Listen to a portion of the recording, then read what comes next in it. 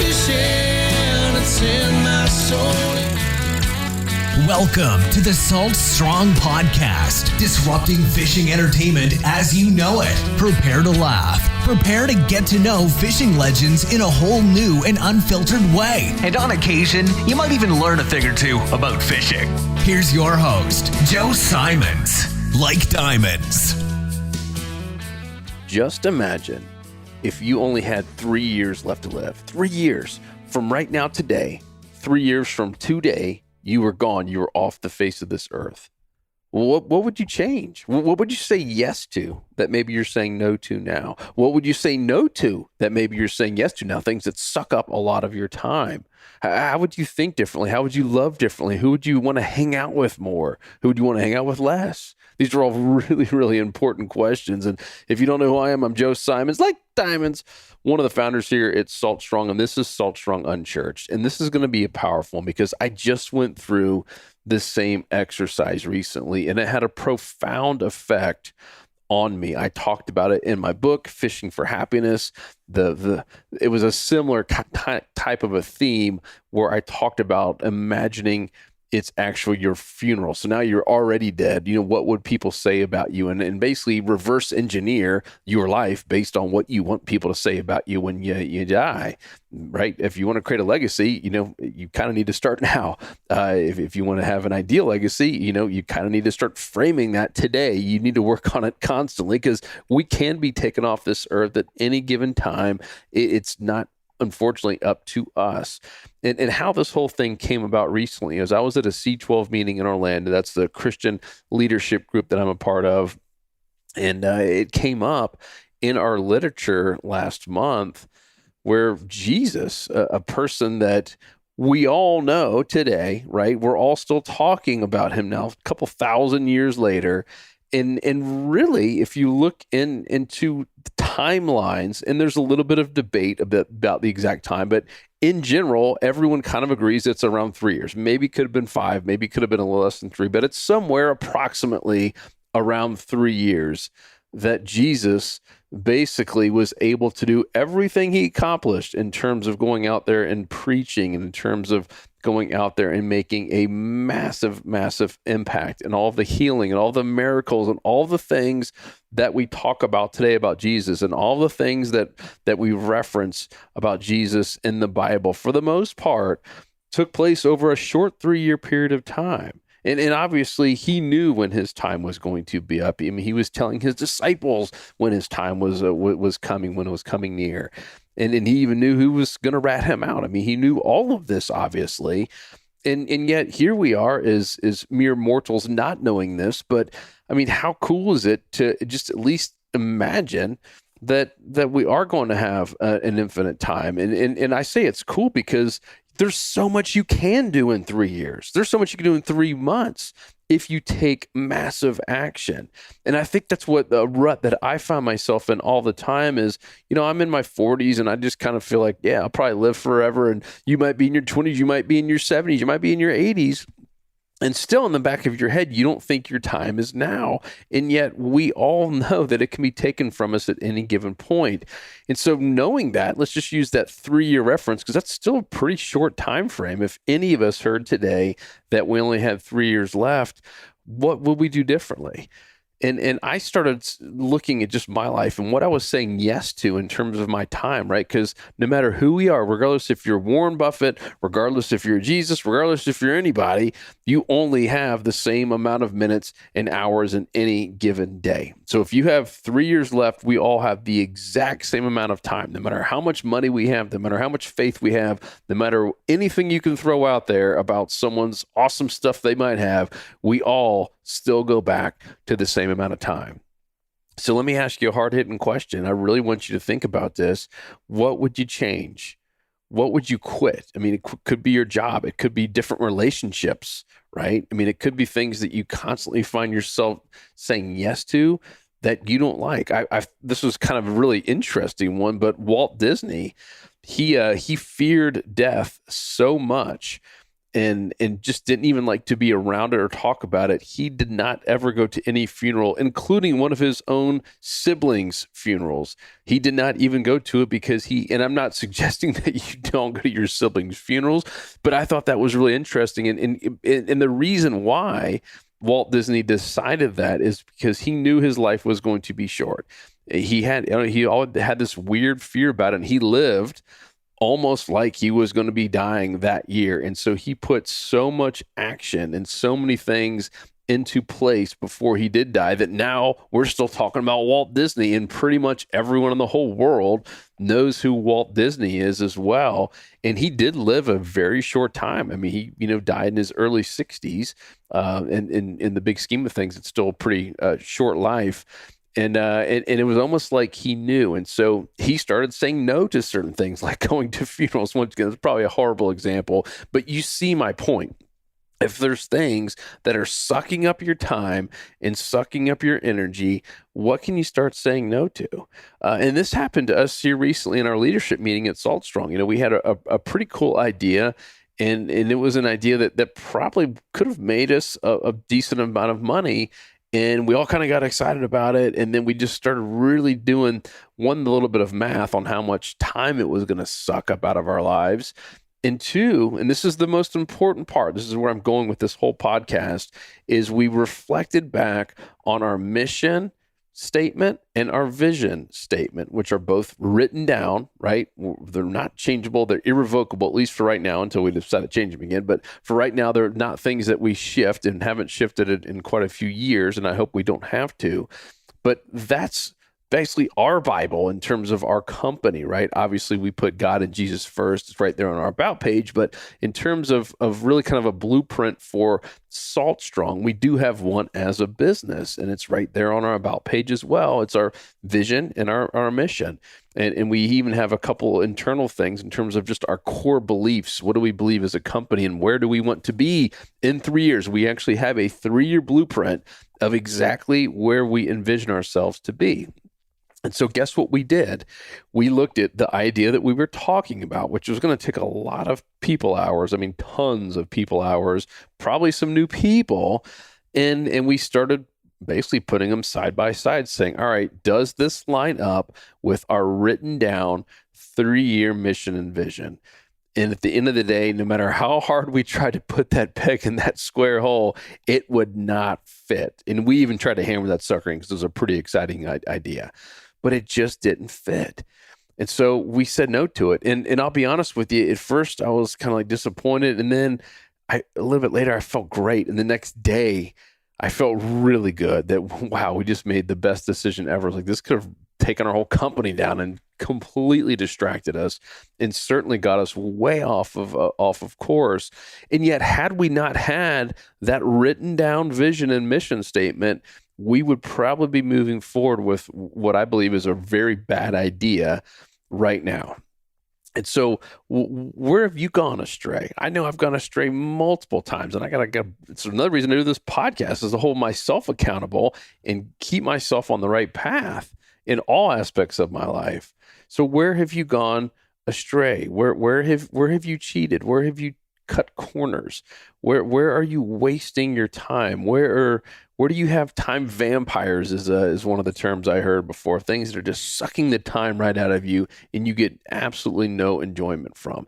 That doesn't mean everything in life has to be just completely, completely filled with joy and positive. There are things like funerals and just things that we don't enjoy doing that we just have to do. And it could be caring for a sick relative or a loved one. I mean, there's just some tough things we all have to do sometimes. That's also part of it. But where are some things that you could easily choose not to do and turn them off right now and probably only be better for it? Right. And so I want you to really think hard about these two things. One, imagine like you only have 3 years left to live. And then two, this is the most critical one, is to write down what you want your life to look like 3 years from right now. If you haven't done that, you're missing out on one of life's best gifts besides God and Jesus and the Bible and all that.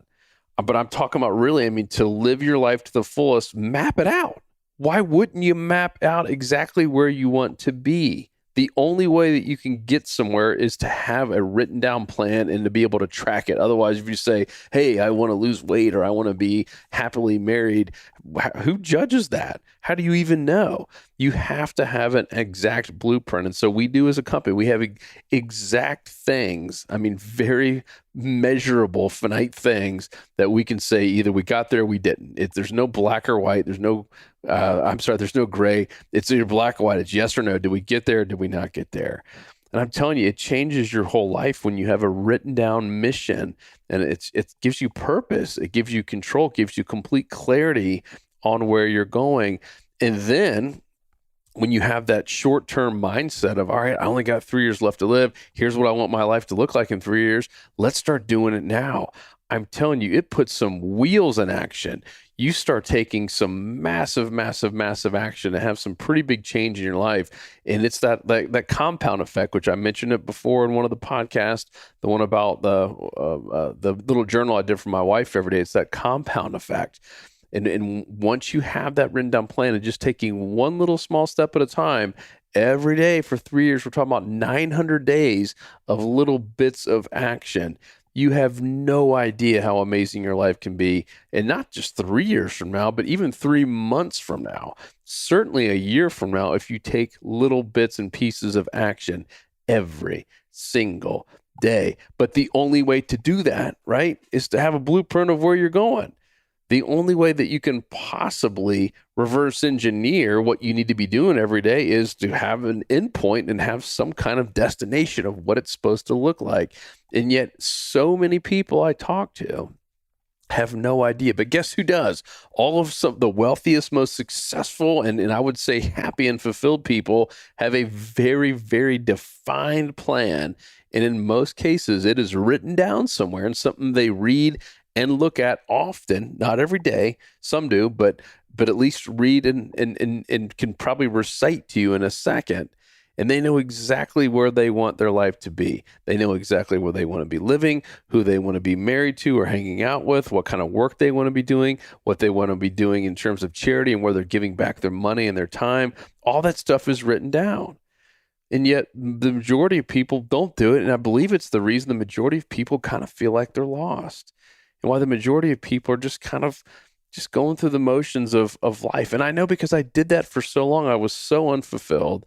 And I always kept waking up, so think, oh yeah, this next year is going to be it, right? We get these really cool highs in the beginning of January, like this is going to be the year. And then another year goes by and we still haven't made that change. And we're still in the crappy job and the crappy relationship, hanging out with, maybe some good friends, but even some bad friends in there. And we just never taken the time to make a massive change.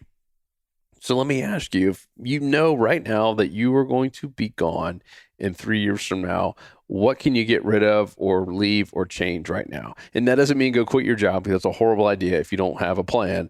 Write down this plan. And if it is to quit your job and start your own company or whatever it is, to get out of a relationship or to move. I mean, it always mind-boggling when I meet someone or talk to someone on these Zoom calls and they find out that I'm in Florida and I'm on the water. Like, oh man, I'd give anything to move there. Like, well, why don't you? They always have a million excuses, and like, all right, those all sound like really lame excuses. I don't tell them to their face unless I know them well enough. But are your excuses lame? And I'm being serious, right? I mean, they're all, well, I got my job. Would you like your job? Well, not really, but it pays the bills. If that's all you're doing in life, is working at some job 8 or 12 hours a day just to pay the bills, and you can't even go live in the place you want, and that's your excuse, then I would quit your job as soon as humanly possible. I do not believe God put you on this earth to not be fulfilled. I don't understand in a million years why that would happen. And I went through a lot of my life doing that. And the second I took a big leap of faith, and it was not easy and it was stressful. Once again, now it seems easier, so I'm trying to like massage these words and be careful with it. It was probably one of the scariest things I ever did, but now today it seems like a joke, right? I mean, that's why I'm so nonchalant about it now, and I guess I'm a little bit more passionate and confident on it because I've done it now a couple of times where I've taken some pretty big leaps of faith, and every single time, like I talked about in the last podcast, it was never as scary as I thought it was going to be. In fact, it was not, I want to say easier, but it was much simpler than I thought it was going to be in terms of comparing what really happened versus all the fears I had in my head about, oh, what if this happens and what if that happens? And yeah, gosh, I would just say if there's anything holding you back from being more fulfilled, then I would take a leap of faith and do it. And I would map it out and I would write it out. That's critical because once again, you are going to be distracted, regardless if it's quitting your job or getting out of a relationship or moving or whatever it is. You will have some shiny objects coming in your face. You will have plenty of opportunities to get distracted. I know I certainly did, and I chased a couple of them that I do. Man, like kicking myself for doing it. And that was back when I did not have a written down plan. So now every single time that I get one of these awesome ideas or these opportunities or whatever it is, I just go right back to that 3-year plan. And I'm so thankful I did it. So that is my challenge to you. Act like you only got 3 years left when you can take a longer period of time and shorten it down and then have a written down goal, a mission, a vision. It could be 1 or 2 sentences. It could be a whole book if you want it to be. I don't think you need that, but even just a couple of sentences, maybe bullet points. I mean, ours for the company is just 10 bullet points, and it defines exactly where we need to be in 3 years. And once again, if we are going down a path that doesn't match up with that, then we quickly put our own big roadblock there and we turn back around and get on the right path. I'm telling you, it changes everything. It's made my life so much better. It's the reason why I'm constantly happy and I'm not stressed. I've had a lot of stuff go on that I believe would stress out a lot of people, and I just don't let it get to me because I don't really care. Right? I mean, why should I? I mean, like, I don't think we're put on this earth to be stressed out and to be worried all the time. I spent plenty of my life doing that and being full of anxiety, and it really wasn't that much fun. I'm having a whole lot more fun now. And, you could say easier for you, Joe. No, it's not. It's a choice, right? We all have a choice, just like my brother Daniel, who I've brought up. If you don't know Daniel, he was born with very severe cerebral palsy. Never walked or talked a day in his life. And so he wakes up every morning, in a bed, and he has to wait for someone to get him out and basically put him in a harness to even get him in his wheelchair to even start his day. I mean, every single thing he does, for the most part, eating, bathing, going to the bathroom, anything that getting in a car, he obviously can't drive, he's in a wheelchair. I mean, everything that we do on a day-to-day basis that we take for granted, he's got to have help. And yet he has that choice. The same one that you do, the same one that I do, same one that Dan the man has, is he can be mad about it. He can be pissed off at the world, or he can just choose to be happy and not let that kind of stuff stress him out. And I'm telling you, if someone like my brother Daniel, who's never had any of these cool things to do, like driving cars and in boats and going fishing and, going on dates. And I mean, just all the things that we've been able to, roller coasters. I mean, all the things we've been able to do. And yet that dude is happy as a clam because he chooses to be, and he chooses to look at everything in a different light. And I'm pretty certain that my brother Daniel has thought about, where he wants to be and what he wants his life to look like. I mean, he's got a lot of time on his hands, and I know it is a lot of self-reflection time. And I would just encourage you to do the same thing. I don't know. I feel like I'm rambling now, but this one is so important.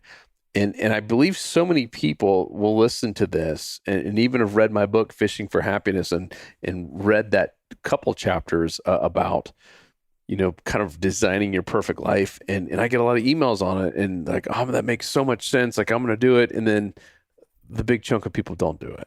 And they go right back to their crappy, miserable job and bad relationships and place they don't want to live and all this stuff that they dream would get better, but they never take action to do it. I'm telling you, there's something magical about just taking an hour of your day, an hour of your life, just 1 hour, and writing it down. Envision your dream house, your life, where you want to live, what you want to be doing with your time, who you want to be doing it with.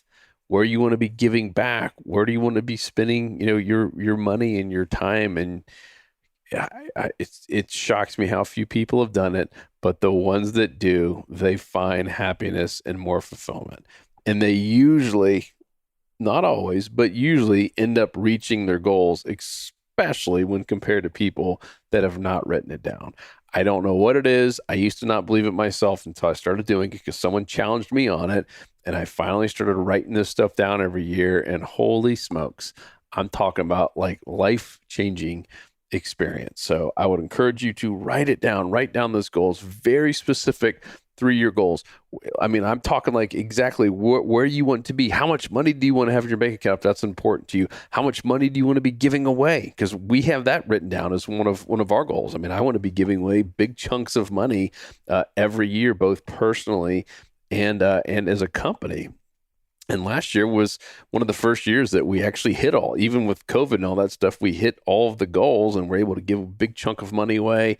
And I mean, it's just, there's something so cool about it, especially when we go back to look at what we wrote down that year before and we hit it. It was almost miraculous with everything that went on and what a just wild year that was. So I'm just telling you, there's something magical about writing down.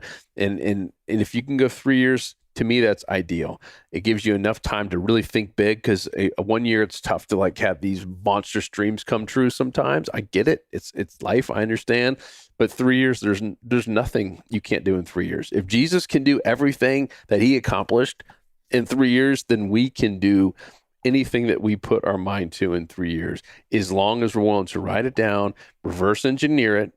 Just like if you want to have $1 million cash in your bank account, you just start reverse engineering. All right, well, I can't just wait till the last day and hope it's going to show up. I got to start making small steps now to get there. And after, a year, I'm going to have 100,000 in that because, the compounding effect, it can really grow fast. And after that first year. And so just start thinking through all the little things that have to happen and then start taking massive action.